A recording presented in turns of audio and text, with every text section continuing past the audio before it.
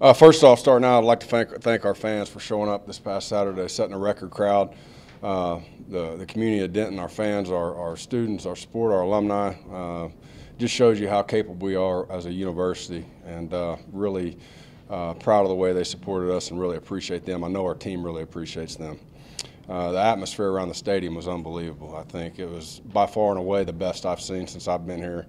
And quite frankly, it's probably the best I've seen in any Conference USA game. I thought they were, showed a lot of enthusiasm. They really got our team up and excited. And, that's the new standard. That's something that we got to continue to do in order to have a great football program and really all of athletics. For us to be successful in everything we do, that's the support we need. And, again, just can't thank you enough for that support. It was great to win the season, open the season with a win. It's always crucial in game one to get the season started out with the right momentum. I thought our players were the most excited team to play, which is something we've really focused in on the last couple of weeks, talking about. A lot of that due to obviously our home crowd, but also, I loved their focus throughout the week, throughout meetings, how excited they were.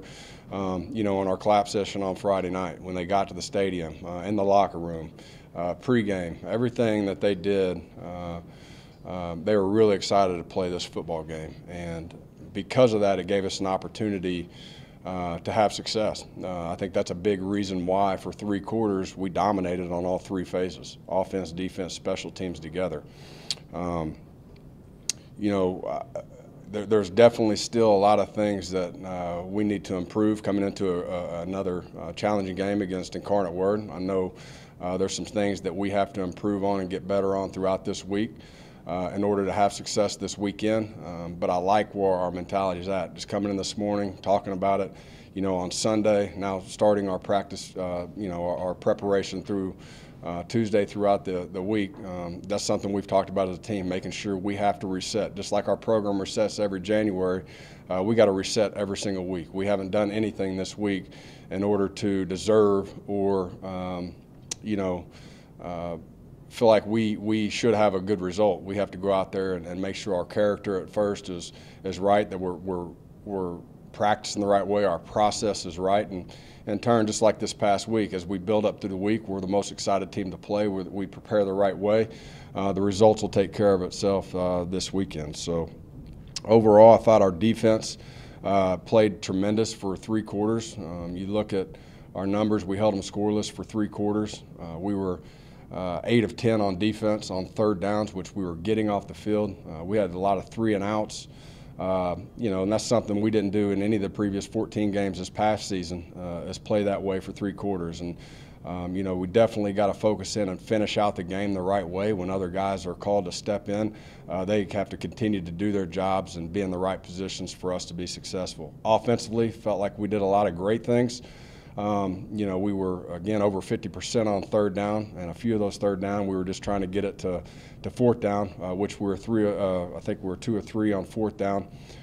So we were overall, we stayed on the field. We kept the chains moving. I think at one point in the time, what we call the 8 minutes, the 4 minutes before the half and the 4 minutes after the half, that's a crucial 8 minutes to where we can really gain possessions and or, extend a lead. I think we had our time of possession was over 10 minutes. They didn't get the ball any point in that time, and I think we were 10 points. They were 0. So that was a really crucial part of the game, something we've really been stressing and working on. You also look at some of the situations of coming out when they had us pinned deep. Getting out of the hole, moving the football down and not allowing them to get good field position, but also at the same time moving the football down and scoring on some of those opportunities, which was really good to see. Special teams, again, I thought they did, for the most part, a lot of great things. We had a kickoff return, 4 touchdowns. Our special teams accounted for 22 points, 4 field goals. Cole did an unbelievable job kicking the ball. It was great to see him go out there with a lot of confidence and make those kicks, but that's 16 points right there with a kickoff return, another 6 points. They were involved in 22 points, which is huge. We need to continue to build on that and grow and keep getting better every single week, and that needs to be something that we take great pride in. So overall, again, there was a lot of positives, but there was also some things that on tape, it's never as good, never as bad as it seems. There's a lot of things that we got to continually improve on. And the most important thing is making sure we're a week better. And that starts with resetting this week, making sure our characters are in the right spot, selfless, tough, and disciplined, and how we prepare. And really excited to go out there and face a Incarnate Word. You mentioned after the game that Mason seemed locked in. He won Offensive Player of the Week for the conference. Kind of when you went back and looked at it, did anything jump off the screen at you as far as something he did different from last year to this year, or was it just normal? Rhythm and timing. I mean, I thought, his eyes were in the right spot. He played very confident. He saw the field very well. They were trying to do some different things with their fronts, bringing different pressures, some late stems and movements. And I thought he saw it very well, and that's something that, again, the confidence, the way he was getting the ball out of his hands, the way he was reading defenses, he's looked as good as he's looked since I've been here. And again, that's the amount of work he's put in the offseason. We've been very confident that he was going to go in there and manage the game for us and play at a high level. And it so happened to be where we threw it around a little bit more than we have some in the past. And again, the quarterback and the receivers were on the same page, and they made a lot of great plays together. Cole went 4 for 4, like you said. Kind of how much confidence does that give you moving forward, and just now you know what you're getting pretty much from him? Yeah, I have confidence in him just because of the way he's practiced, the way he's prepared. I thought, we've put him in some situations throughout, fall camp, and he handled those very well. He's been kicking the ball great. He's been very consistent. And so that confidence was there. It's just a matter of game one. Game one jitters, just like every position has out there. It doesn't matter whether you're Mason Fine or whoever you are. Game one, it's you getting back on the field, adjusting to the speed of the game, a real game. There's always some of that, but I thought he handled his nerves very well. He kicked the ball great, and more importantly, it just builds confidence within the team. We got to be able to count on all 3 phases, and special teams, like we talk about a lot, is key for us to have success. So really excited for him, though.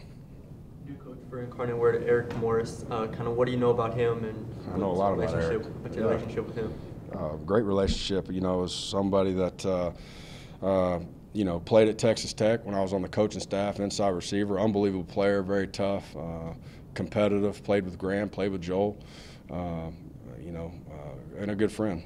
Again, talked quite a bit, and the first couple of weeks, playing against guys that which again is a little awkward leading up to the game, just like we talked about this past week. But once the game starts, it's another football game, and it's business. So I know he'll do a great job there at Incarnate Word. You can tell just watching their previous game, they were really explosive on offense, racked up a lot of yards, put some points on the board, and he's a great offensive mind. And I know he'll build a mentality within that program and a culture that is tough and disciplined and ready to compete each and every week. And so they'll be ready to come in here. I know they'll have a great game plan on all 3 phases, and they're going to come in here ready to compete and try to win a football game. So we got to make sure we do our part and prepare the right way.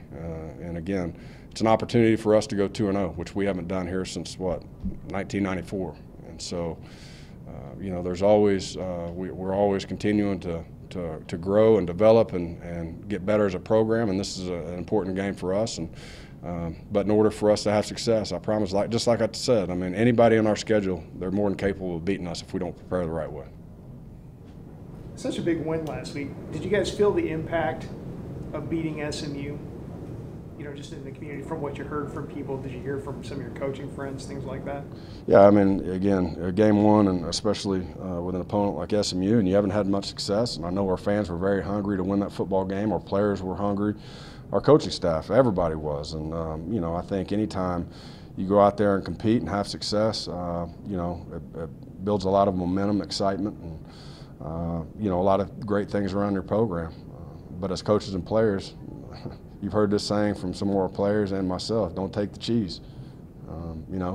It is what it is. You had success game one because of the way we prepared and the effort and the practice habits that we've had. And it was we came out the most excited team to play. But at the end of the day, you got to reset. You got to refocus in on.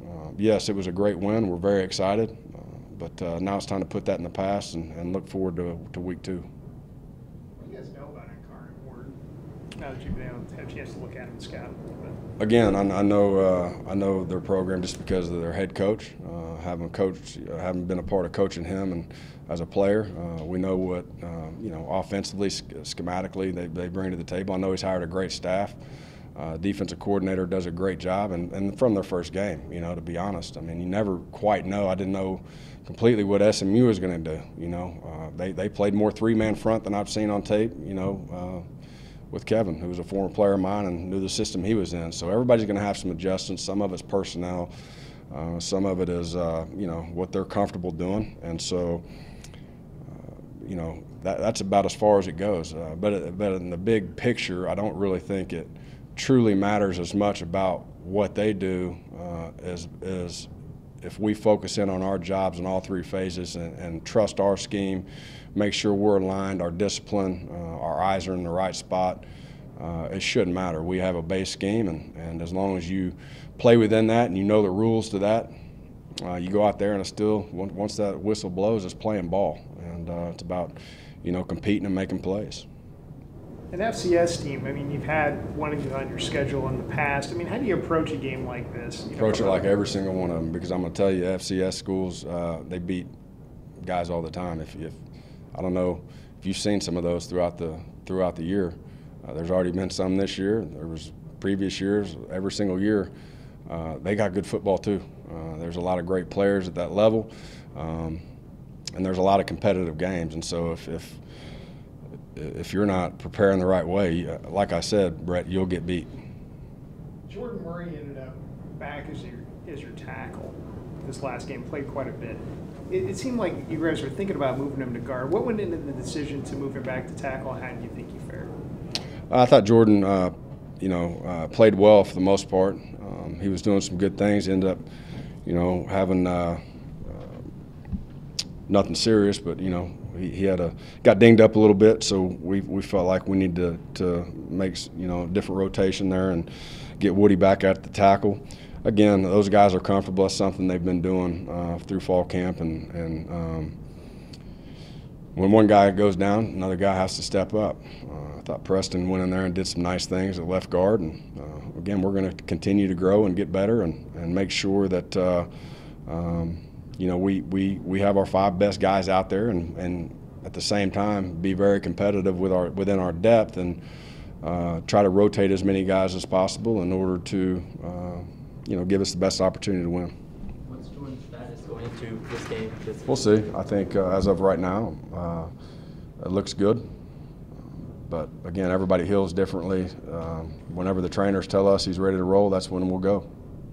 What happened with him as far as his development that made you guys feel comfortable putting him back out there and tackle? Did he improve in fall practice, or what? Yeah, I definitely think he improved not only in fall practice over the summer and just getting the right mentality. Sometimes we do different things throughout spring and summer in order to whatever it takes to train. I mean, everybody's coached different, and different buttons push different guys, and it's our job as coaches to make sure that we know how to coach each and every individual, and they're not all the same. And so, but going in the game, we felt like that lineup at where we put them gave us the best opportunity to have success, so that's why we did it.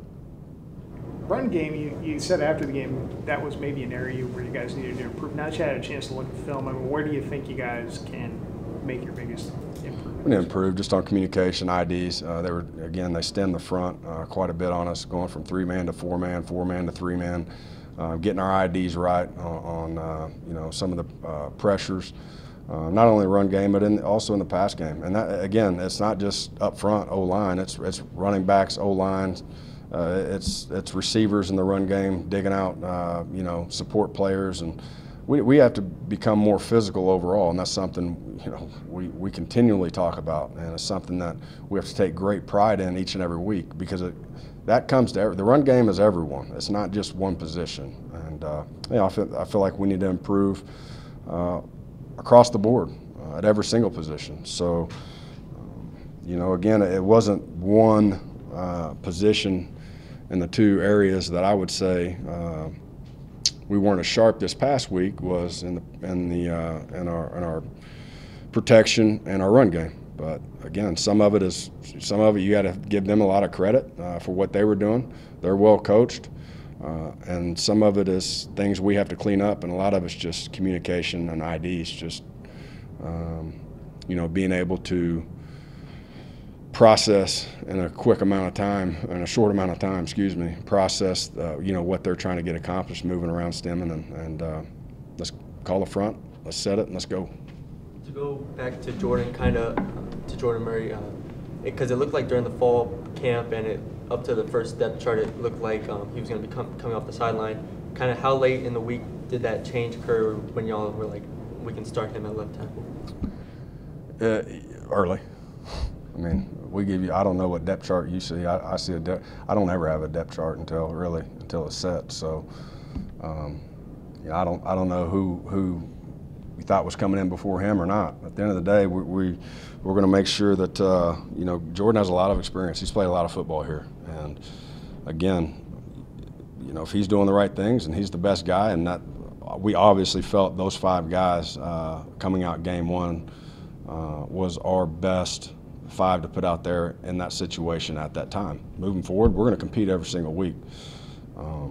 So I wouldn't look too much into it, to be honest with you. Incarnate Word's quarterback, John Copeland, is a player that a lot of people in town are familiar with. He played for 2 high schools in town. What have you seen from him, and did you guys see him when he was a high school player? Yeah, I saw him. Good player, really good player. Throws the ball well. He's athletic. He can get you out of trouble with his legs. He's very competitive. I think he's a gamer. I think plays with a chip on your shoulder. I thought, watching the game, watching them against, their past opponent, I thought he did a heck of a job. First game in there and on live action, and thought he did a heck of a job. Threw the ball well. Used his legs at times. Got him out of trouble. Was a threat in the run game.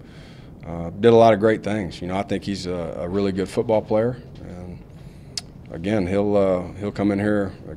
They're all going to come in here excited to play, and that's definitely someone that we got to make sure that we stop the quarterbacks for sure. Jalen kind of came back in a big way. He had a rough end to last year with that concussion. Jalen. Guy, what did you see from him, and can you talk a little about his road back from where he was at when he missed that game last year to where he is now? What game did he miss? I can't remember. That's a long time ago. He missed one game after he had the concussion against Army. He sat out that following week, and then he kind of struggled at the end of the year. But he looked like back. Did he struggle, or was the defense's set difference? I mean, that's my question. Well, that's what I'm asking you. Was it the defense? He looked fine. I don't think Jalen struggled as much as, again, we're going to take what the defenses give you, and you're not going to every play isn't designed to go to you. Some of it's, reads, progressions. It's based upon coverage front. There's a lot of things. I think Jalen had a good game, solid. He's been he's practiced at a high level, and I feel like you could tell he was very consistent this past week. Caught the ball well. Big physical kid. He broke some tackles, and again, him and Rico for us. Mason was obviously the player of the game. I felt like he deserved the player of the game for our team, but at the same time, between Rico and Guyton, both those guys had big games, and we need to make sure that we continue to do that. The great thing is feel great about that group.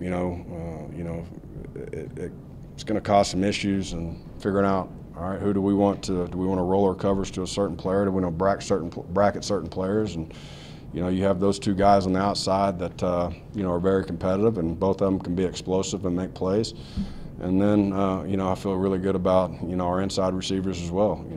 I think Mike Law is as consistent as any player out there and plays as hard and well and as smart as any of our guys, and he's going to make a lot of plays for us. You look at Darden; he's very explosive. He did some really good things, and then put Kelvin Smith in the mix, and he's made a lot of plays too. So again, I feel good about that group. We got to continue to stay healthy. We got to keep working to improve and continue to evolve as an offense each and every week and keep mixing things up. But I don't think there's any doubt throughout the year you'll see all of those guys have huge games, and I think a lot of it's going to depend on how people want to play us. You think he's matured as a player in his time here? Of course he has. I mean, it's you know, we've been in the system a long time now, you know, and I think he's comfortable. He understands our culture and who we are as a family. I think not only him, but I think all our players are, as you can see, very, very much improved, and that's something we strive to do on all three phases at every single position, and we got to continue to compete and push each other and get better. Saw Keegan Brewer for the first time in a game here. What would your impression? How has he developed since he's come over from Kansas? Yeah, he's done some really good things. I was excited to get him out there and let him make some plays. You know, he's been a guy that really helped us this past year, you know, really on scout team, and a very good player, that a great teammate that pushed them and gave them a lot of great looks. You know, when he got in some of our this past year and through spring ball, he was very competitive. I mean, he's played inside and outside receiver, so he's versatile. But it was excited to see him go out there and make some plays and get back out on the field. I think he has a chance to be a really good football player. What's he like? Is he a quiet kid or more? Great. I mean, outgoing, great smile. He has a lot of fun. He brings a lot of enthusiasm. Just one of the guys. I mean, he's very competitive, that's for sure. I mean, he wants to be successful, and he goes out there and competes on each and every play. But that's the thing you love about him, how competitive he is. But awesome guy to be around. Coach, a lot of fans and media kind of overlooked this week. I'm sorry, I can't hear you. A lot of fans and media kind of overlooked this week and look forward to Arkansas. But, like, what's your message to the team on trying to stay focused? I don't overlook this team at all. I think as soon as you overlook an opponent, like I said, they'll beat you. And this team is more than capable of doing enough to beat us if we're not prepared. Again, I look for a highly competitive game. You always got to respect your opponent. Don't fear any opponents, but respect every single one of them. If you don't, you know, if you don't prepare the right way, it bites you. And again, that's not something, we're not overlooking anybody. We're not looking at Arkansas. That's game 3. So we're really focused in on our incarnate word. We got to do a great job of seeing their looks and their schemes and making sure our guys are put in the best situations to be successful, and it's their job to make sure they know the ins and outs of our game plan and prepare the right way in order for us all to have success. You mentioned that 8-minute time frame around halftime. Why do you put so much emphasis on that window? Well, I mean, I think one, you can gain possessions. You can, you know, I think you can, as an offense, if you go down and score right before half, then you come back after half, you get the ball back. I mean, that's a 10, 14 point swing right there, and it's important for our defense. You know, make sure they don't allow any momentum going into halftime to get great stops. Coming out after halftime, whoever takes the field, I think those 8 minutes are as important to either one, extend a lead in order to become a dominant football team, and like I told our team, at times, and maybe a lot of times, sometimes it's to get back in a game. Sometimes it's to give yourself an opportunity to win in the fourth quarter. But I definitely think that that's something that is important with us and our football team, and it's something we've focused on. Our players took great pride this week in understanding that, and they did a great job of executing it. We got to continue to do that.